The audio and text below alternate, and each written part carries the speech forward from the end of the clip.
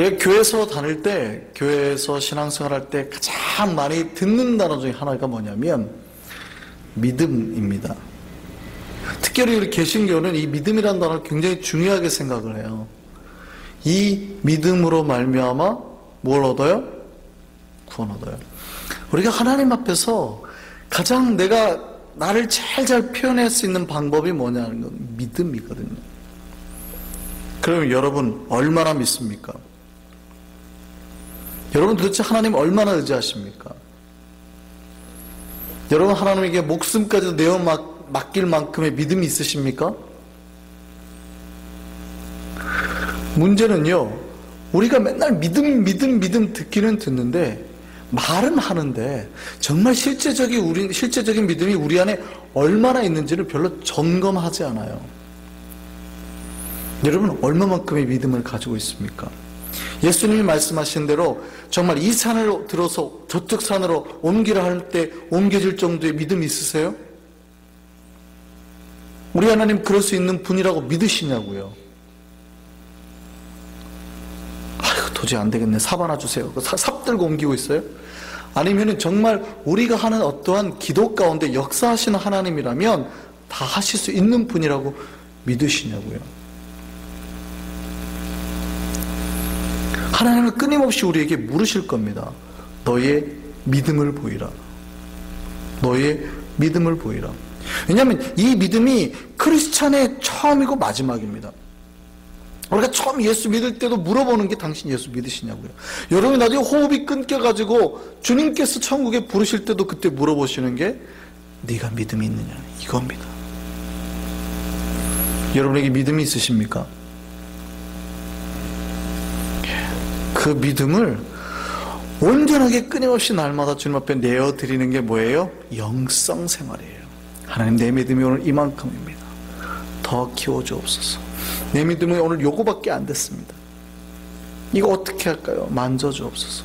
끊임없이 내 믿음 하나님 앞에 내어놓고 하나님께서 그 믿음 만져달라고, 늘려달라고. 이게 신앙생활이에요. 우리의 믿음이 하나님 보기에 온전한 믿음으로 나아가기를 바랍니다. 그런데요, 이 믿음이 제대로 만들어지지 않으면, 제대로 생성되지 않으면 이게 굉장히 위험해집니다. 그러니까 크리스찬들의 이단이 나오고 미신이 나오는 건 다 뭐예요? 이 믿음이 잘못되어 있어서예요. 믿음이 뭡니까? 정말 이 믿음은 산을 옮길 만한 믿음이잖아요, 만큼의. 그럼 어떻게 이 믿음이 산을 옮길 만한 능력이 돼요? 많은 분들이요, 믿음을 오해하시는 경우가 간혹 있어요. 염원처럼.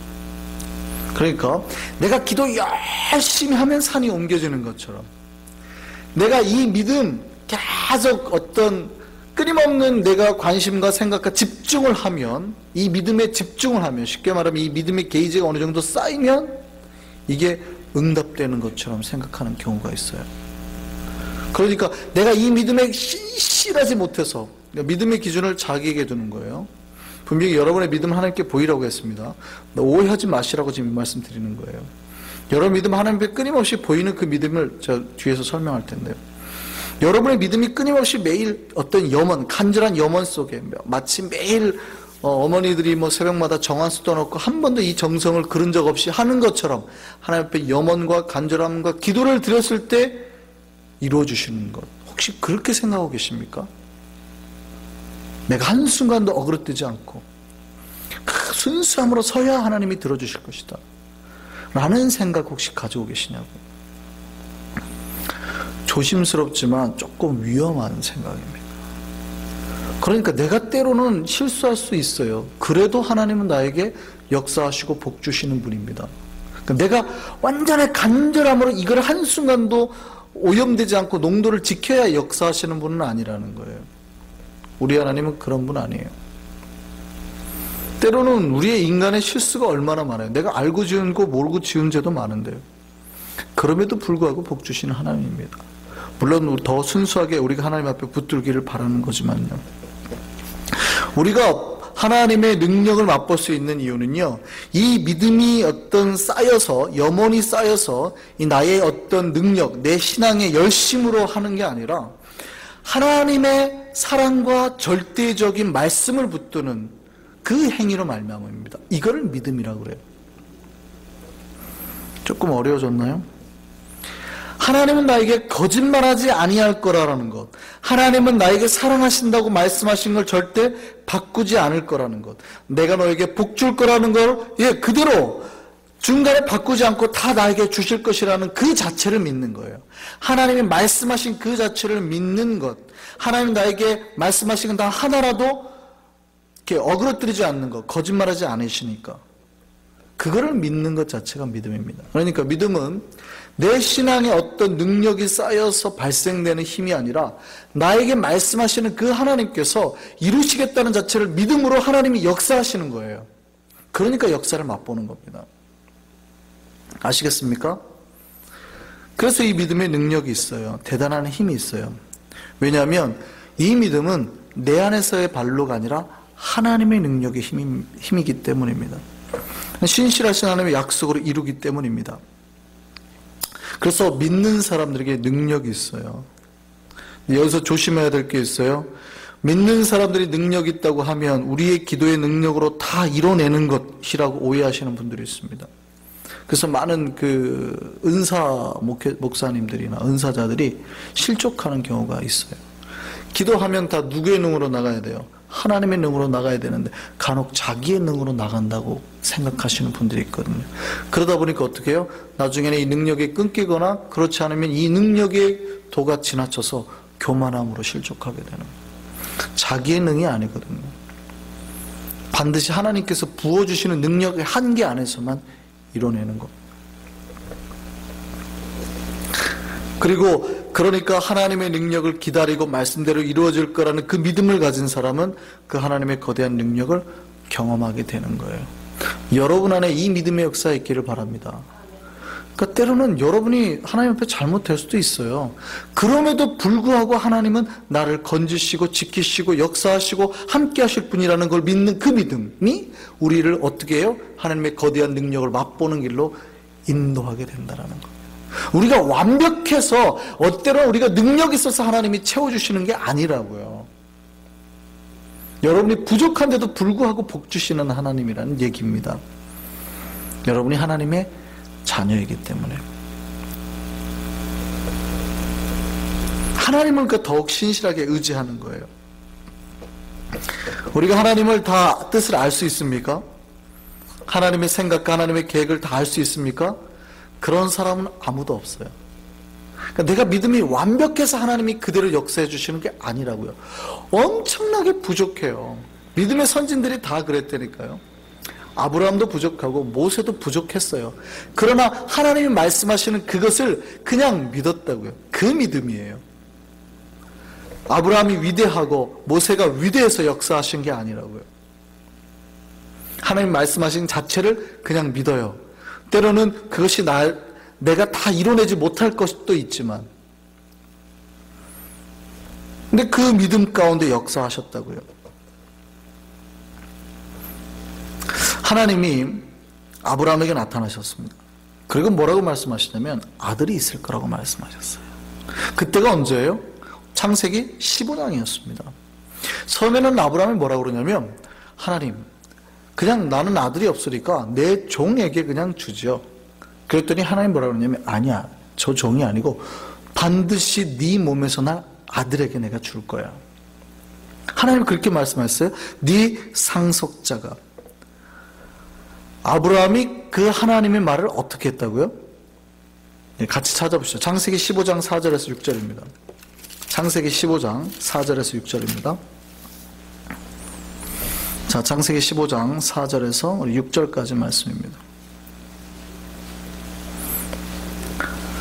자, 같이 한번 읽겠습니다. 창세기 15장 4절에서 6절 시작. 여호와의 말씀이 그에게 임하여 이르시되 그 사람이 내 상속자가 아니라 내 몸에서 날 자가 내 상속자가 되리라 하시고 그를 이끌고 밖으로 나가 이르시되 하늘을 우러러 무별이 셀 수 있나 보라. 또 그에게 이르시되 내 자손이 이와 같으리라. 아브라함이 여호와를 믿으니 여호와께서 이를 그의 의로 여기시고. 지금 아브라함이 뒤에 실수를 합니까 안 합니까? 실수를 해요. 이삭을 준다고 사실은 약속한 건데 자기의 생각대로 미스를 해가지고 이스마엘이 될 줄 알고 하갈을 데렸다가 아들을 낳은 거예요. 그러니까 사라에게서는 이미 아기를 못 가진다는 걸 알고 젊은 여자인 하갈을 데렸다 아기를 낳아요. 그래놓고 여기가 나의 상속자일 거라고 미스를 하거든요. 그러니까 아브라함이 그 이후에도 하나님의 뜻을 오해하고 미스하잖아요. 잘못 범하기도 하잖아요. 그걸 하나님은 알아요. 그러니까 아브라함이 지금 완벽해서 그를 의롭다고 말하는 게 아니에요. 지금 뭐라고 그래요? 하나님이 그렇게 말씀하시니까 그 말씀 자체를 어떻게 해요? 그냥 받아들였다고요. 하나님은 당연히 그럴 분이시지. 그러니까 그분의 존재를 인정했다라는 얘기입니다. 이걸 하나님이 어떻게 해요? 의로 여기셨다. 구원을 받을 수 있는 길이요. 우리가 물론 성화는 끊임없이 우리를 완성의 단계로 가도록 노력하는 겁니다. 그럼에도 불구하고요. 성화가 없다는 뜻이 아니라 구원의 가장 기본은 뭐냐면 내가 완벽해서 하나님의 구원의 세계에 들어가는 게 아니라는 얘기예요. 그게 믿음이 아니라는 얘기예요. 나는 또 죄 지을 수밖에 없는 존재라는 걸 끊임없이 주님 앞에 고백하고 주님의 완전함으로 나를 잡아줄 때 내가 구원받는다고 믿는 겁니다. 왜요? 내가 십자가를 의지하고 예수를 믿는 순간 나를 구원한다고 약속하셨으니까 그 약속을 믿는 이 믿음을 하나님이 뭘로 봐요? 의로 보신다. 여러분 안에 흔들리지 않는 이 믿음이 넘쳐나기를 바랍니다. 그러니까 물론 우리가 끊임없이 성화의 과정을 거치고 노력해야 돼요. 몸부림치고 해야 돼요. 제가 전공한 영성이 그거예요. 끊임없이 몸부림쳐야 된다라는 것. 그럼에도 불구하고 이 영성과 믿음의 모든 기초는 어딘 줄 아세요? 나의 발로가 아닌 하나님의 능력의 역사로 손을 건질 때 그 사실을 단지 우리는 믿고 따라갈 뿐이에요. 여러분 안에 이 믿음이 확실히 있기를 바랍니다. 그러니까 영원한 하나님이 끊임없이 여러분 안에 임재하시고 들어오셔야 되는 거예요. 아브라함이 몰라요. 실수할 수도 있어요. 근데 하나님이 주겠다 그러니까 그대로 그냥 믿어요. 근데 하나님이 그 믿음을 어떻게 봐요? 의롭다 봤다고요. 여기서 아주 그 중요한 단어가 나와요. 믿음으로써 말미암아 의를 얻어요. 이게 신학적인 용어는 뭡니까? 이신득이라 그러잖아요. 믿음으로써 말미암아 의를 얻었다. 바울은 이제 칭함을 받았다 그래서 이신칭이라는 말로도 씁니다. 여기서 나오는 거예요. 아브라함이 믿음으로 하나님이 주신 그 말씀 그대로 받아들였더니 하나님이 그것을 의로 여겼더라. 하나님 여러분을 구원할 줄 믿으시기 바랍니다. 하나님 여러분을 사랑하신다는 그 사랑의 말씀 약속을 한순간도 의심하지 말고 붙드시기 바랍니다. 이걸 뭐라고 그래요? 믿음이라고 그런다고요. 그러니까 이 믿음을 오해하는 사람들은 자기에게 믿음의 발로가 있다고 생각하는 사람은 내가 이 믿음을 꼭 잡고 있을 때는 신실해요. 신나서 예수 믿어요. 근데 내가 이게 손 놓은 게 느슨해지면 어떡해요? 나는 구원 못 받을 수도 있어. 이렇게 간다고요. 믿음의 주권이 자기에게 있다고 생각하는 교만함입니다. 믿음의 주권은 하나님 편에 있어요. 아브라함이 죄를 그 다음에 실수를 하고 잘못하니까 버렸어요? 아브라함을? 아니잖아요. 그럼에도 불구하고 그를 의롭다고 보셨다니까요. 똑같습니다. 제가 여러분한테 죄지라고 하는 얘기 아닙니다. 우리는 끊임없이 죄를 안 지으려고 노력해야 돼요. 그럼에도 불구하고 어떻게 해요? 여러분이 죄 지을 때 있죠. 그럼 하나님 여러분 버리십니까? 아니라니까요. 이게 하나님의 절대 주권이에요. 그걸 믿는 겁니다. 아브라함이 대단한 거는요, 이 하나님이 말씀하시는 걸 그냥 믿었다는 거예요. 이게 불가능한 거거든요. 아니 지금까지도 아기를 못 낳았으니까 불가능하잖아요. 그런데 그것이 될 거라고 그냥 믿은 거예요. 왜요? 그분이 말씀하셨으니까. 그러니까 하나님의 존재 자체를 인정했다는 얘기예요. 여러분에게 역사하시는 여러분을 나 같은 놈도 구원 받을 것인가? 나같이 죄 많은 인생도 구원 받을 것인가? 하나님이 뭐라고 그래요? 내가 건질게. 걱정하지 마라 하면 그냥 그대로 믿는 거예요. 조금 삶으로 바꿔서 말할까요? 내 삶이 과연 잘 될까? 내가 이렇게 막혀진 인생인데 앞으로 열릴 길이 도저히 보이지 않는데 근데 하나님 뭐라고 그래요? 걱정하지 마. 내가 너 잘되게 해줄게. 그럼 어떻게 해요? 그냥 그 사실을 믿는 거예요. 때로는 나에게 안 좋은 일이 생길 수 있어요, 없어요? 있다니까요. 그럼에도 불구하고 그 사실을 하나님 말씀하셨다면 믿는 거예요. 그걸 믿음이라 그런다고요. 이 믿음이 이 위대한 일을 해내는 겁니다. 이 신자들의 믿음이 하나님 말씀 그대로 받아들이는 그 믿음이 위대한 일을 해내는 겁니다. 그러니까 이 믿음을 말할 때는요, 하나님이 나에게 무언가를 해주실 것에 대한 기대감은 아닙니다. 아, 그럼 내가 하나님이 이렇게 할 거야. 내가 예수를 믿으면 하나님이 이렇게 복을 주시겠지? 아니면 또 이런 거를 또 주시겠지? 우리 아들도 잘되게 해주겠지? 이런 거를 가지고 바라는 거를 믿음이라고 하지는 않습니다. 많은 분들이 믿음 그러면, 아, 내가 우리 아들 대학 붙여주겠지. 내가 부자가 되게 해주겠지. 내가 좀 더 건강하게 살게 해주겠지. 이런 걸로 착각을 하세요. 그러니까 예수를 믿으면 이런 게 올 줄 아는 거예요. 그 기대감을 가지고 오는 거예요. 근데 아닐 수도 있잖아요. 비록 내가 대학을 가도, 내 아들이 대학을 못 가도, 내가 부자가 못 되고, 내가 건강하지 못해도 하나님은 여전히 계시는 거예요. 그 사실을 믿는 거예요. 그 하나님이 나를 구원하고 사랑한다라고 믿는, 하나님 존재 자체가 변하지 않아요. 근데 믿음이 없는 사람들은 어떻게 해요? 내 아들이 대학을 가면은 하나님이 계시는 것이고, 대학을 떨어지면 하나님이 없다고 생각을 한단 말이에요. 그러니까 영원하신 하나님의 존재 자체를 뭘로 판단해요? 내 삶의 가변적인, 나에게 때로는 좋은 일이 일어나면 하나님이 계시는 것이고, 때로는 나쁜 일이 일어나면 하나님이 안 계신 거라고 생각하는 거예요. 이게 뭐예요? 믿음이 없는 거라고요. 그러니까 믿음이 있고 없고를 언제 알아요? 좋아가지고 열심히 할 때 보는 게 아니라, 내 삶에 안 좋은 일이 일어나도 하나님이 없는 것 같은 상황에서도 여전히 하나님을 의지하느냐에 따라서 믿음이 있고 없고가 결정이 되는 겁니다. 아브라함은 그랬단 얘기예요. 지금 굉장히 말도 안 되는 사건 속에서도 하나님 말씀하시니까 그럼요, 믿겠습니다. 왜요? 하나님이 계시니까. 당신이라면 당연히 이루실 거니까. 당신의 능력이라면 이 산을 옮겨서라 저쪽 옮길 거니까. 이게 믿음인 거예요. 그 믿음이 있었다는 얘기입니다. 그래서 믿음은 하나님이 내 안에 이런 거 줄 거라는 기대감을 가지고 서는 게 믿음이 아니라고요. 지금 나에게 역사하시는 실제적인 그 하나님이 체험될 때 그걸 믿음이라고 그래요. 어떤 비행기 안에 한 젊은이하고 노인하고 두 명이 앉아 있습니다. 근데 젊은이가 그 할아버지에게 이렇게 잠깐 질문을 합니다. 저기 어르신, 죄송한데 몇 시 됐습니까? 그때 어르신이, 그래요? 미안합니다만 알려줄 수 없어. 왜요? 만약에 몇 시인지 내가 자네에게 알려주면 당신은 나에게 고맙다고 할 것이고, 그럼 한번 또 이야기가 트면 서로 대화를 하다 보면 친숙해질 것이고, 그러다 보면 갑자기 우리 집에 놀러 온다고 하면 또 놀러 오게 될 것이고, 그럼 우리 집에는 분명히 딸이 있을 건데 딸하고 이야기를 하다 보면 또 친해질 거고, 그럼 갑자기 딸이 좋아지면 결혼하자고 할 거고, 그러면 결혼까지 가게 되면은 분명히 내가 허락을 해줘야 될 건데, 자네 알아둬야 될 게 하나 있어. 나는 시계도 없는 가난뱅이에게 절대 내 딸을 줄 생각이 없어.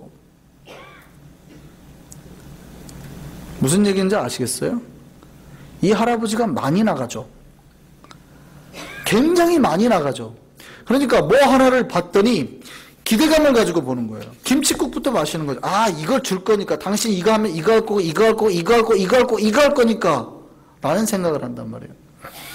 많은 사람들이 예수를 믿자 그러면 하나님은 나에게 건강 주시고 복 주시고 못 주시고 못 주시고 못 주시고 못 주시고 라고 생각하고 하나님을 믿어요. 그러니까 내 기대감에 대해서 하나님이 만약에 캔슬하면 어떻게 돼요?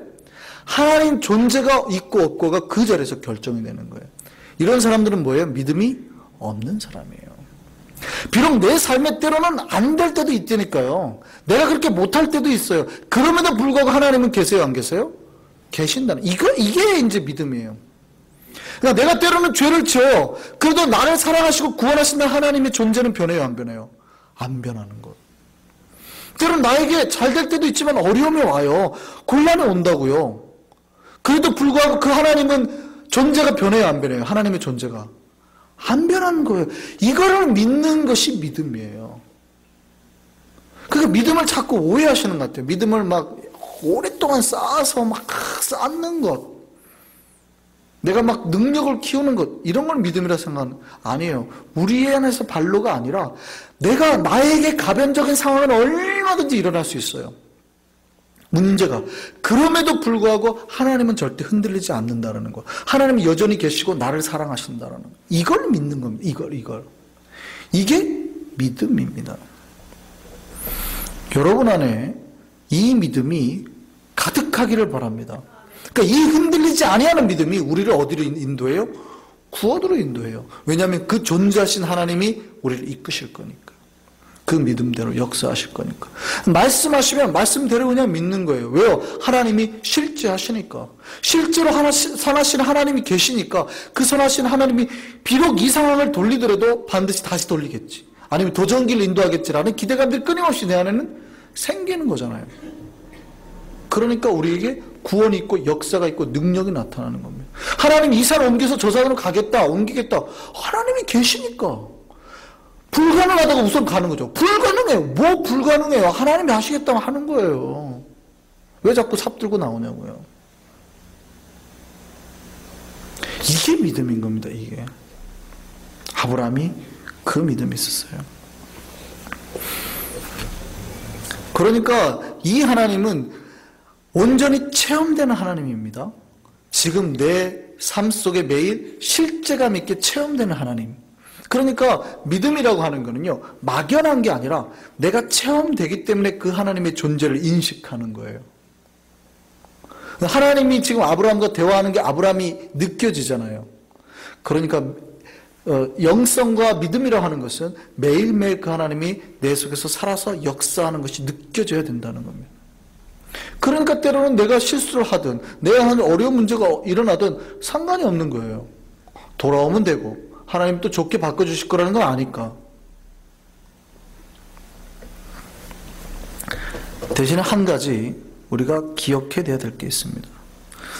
믿음은요, 반드시 대가를 치러야 된다라는 얘기입니다. 하나님이 우리에게 말씀하셨어요. 어떤 우리에게 구원하시겠다, 너에게 복 주겠다, 여러 가지 주신 것이, 그러면 아무것도 없이, 인간의 입장에서 아무것도 없이 그냥 받아서 먹는 것이냐? 그건 아니라는 거예요. 그러면 오해할 수 있으니까 제가, 그럼 우리의 열심히 행위가 필요하다는 얘기인가요? 어떻게 생각하면 행위가 될 수 있는데요, 우리의 행위로 구원 얻는 건 아니에요. 근데 아브라함을 보세요.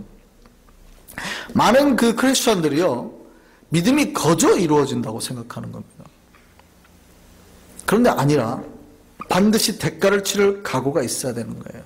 그것이 하나님이 요구하는 것이 다른 어떤 무엇인가가 아니라 반드시 그것이 내 영혼의 성장이든지 아니면 내 의지를 더 강하게 하기 위함인지 다른 유익을 주기 위함인지는 모르는데 어떠한 무언가를 나에게 요구하시거든요.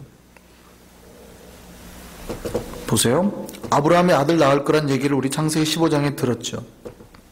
이때가 하나님이 아브라함을 부르신 지가 10년이 지난 다음입니다. 그러니까 아브라함이 몇 세예요? 85세에 너에게 아들이 있을 거란 얘기를 들었잖아요. 자, 그런데 아브라함이 하나님의 이 약속의 이 말씀의 성취를 경험한 게 몇 세예요? 몇 세 아들을 낳았어요? 100세 아들을 낳았어요. 이걸 믿음이라고 그래요. 잘 보세요. 85세의 아들을 낳을 거라고 하셨어요, 하나님이. 그런데 이루어진 게 얼마 지나서예요? 15년이 지나서예요. 이게 믿음이라니까요.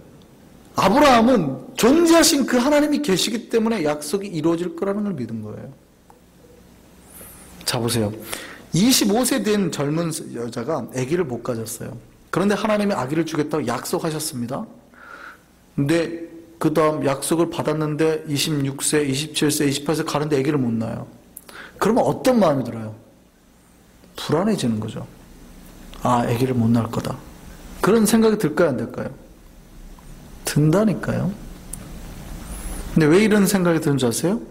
믿음이 없었어요. 그럴 때가 믿음이 없는 거예요.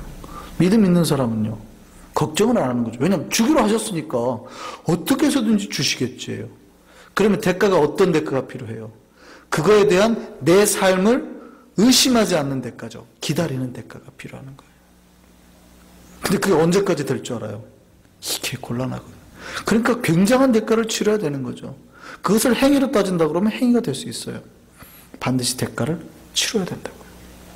그리고 40살이 됐습니다. 자, 25세 된 여인이 아기를 못 낳다가 약속대로 40살에 아기를 낳았어요. 기쁠까요? 안 기쁠까요? 야, 이럴 수 있습니까? 그런데 생각해 보세요. 그래도 40살에 아기 낳은 여인은 괜찮아요.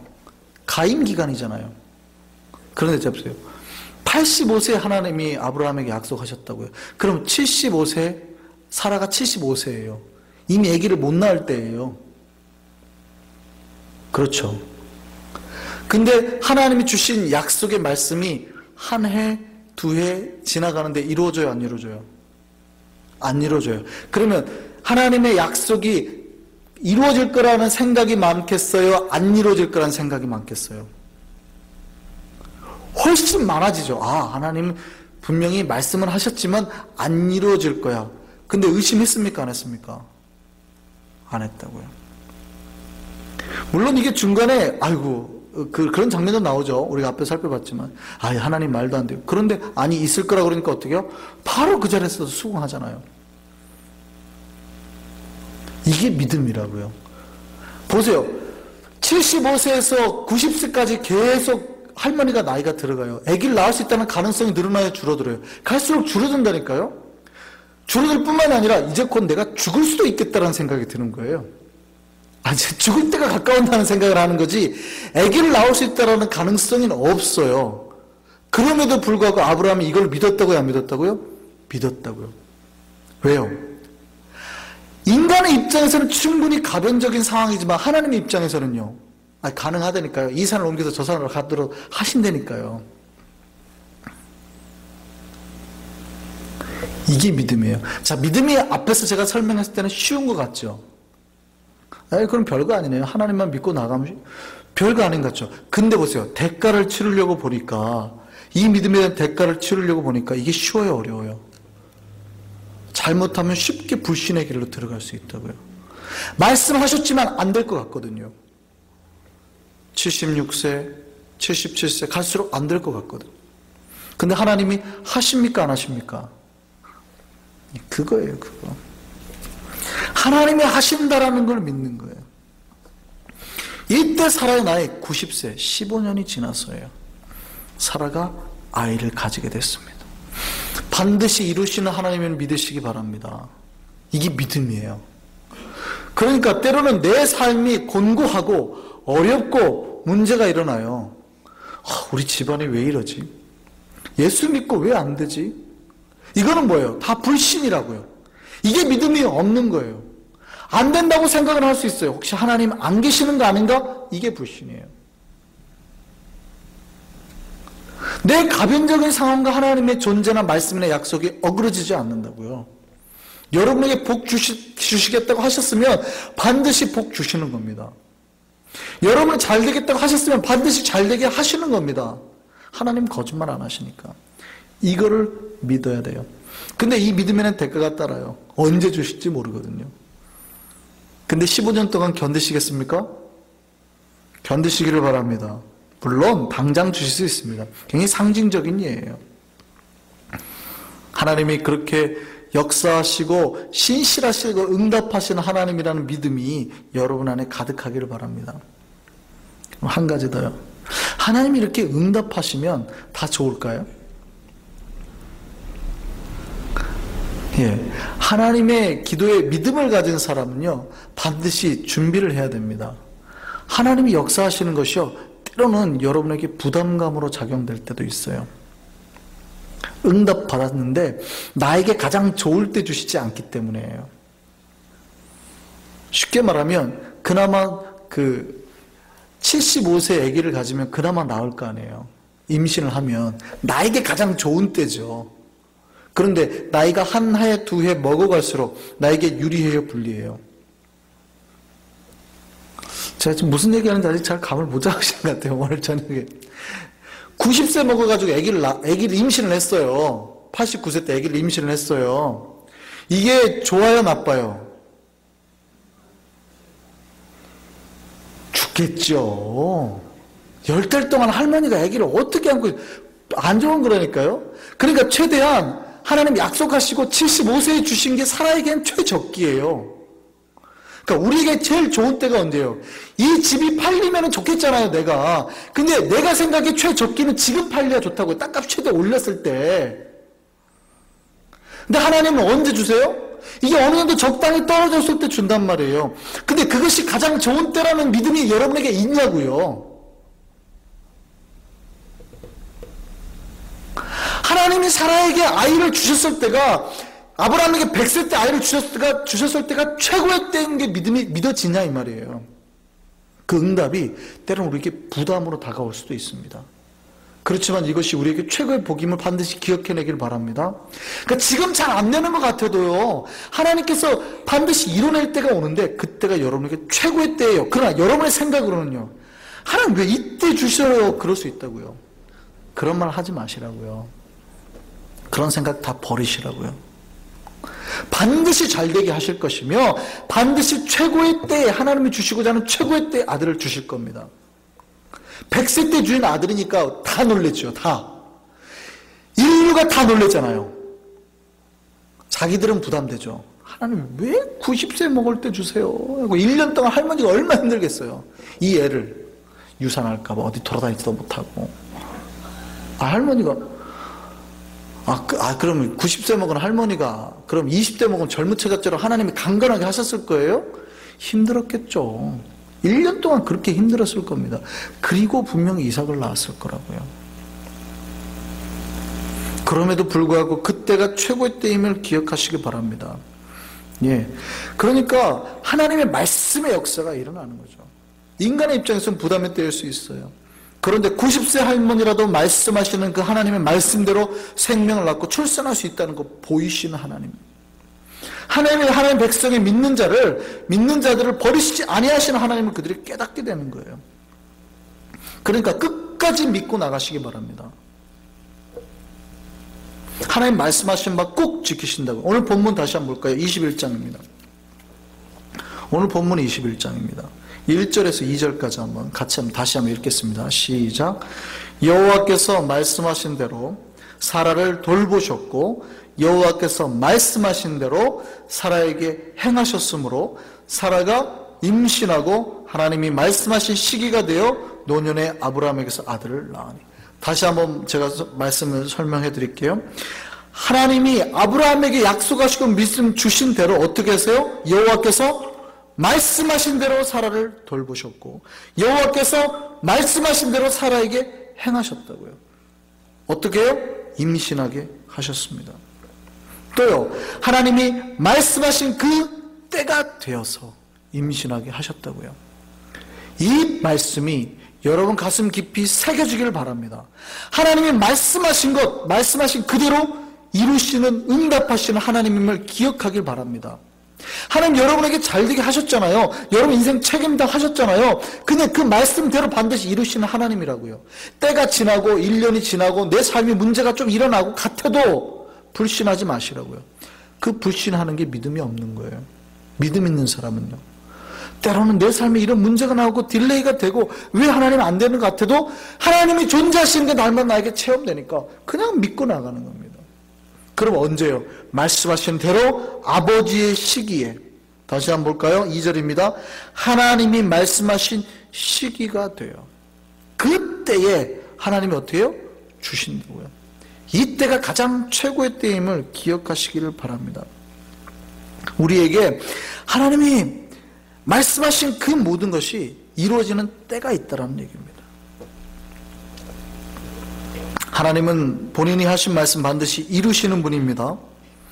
그 말씀 이루기 위해서 우리의 앞에 모든 문제를 해결할 줄 믿습니다. 사라에게 모든 문제를 해결하셨죠. 아비멜렉의 문제를 해결하셨죠. 하갈의 문제도 해결하셨죠. 하나님은 하나님이 말씀하시고 약속하신 것을 이루기 위해서 우리 앞길의 문제를 다 이렇게 막고 열고 나가실 줄 믿습니다. 반드시 이루시는 분이라는 얘기예요.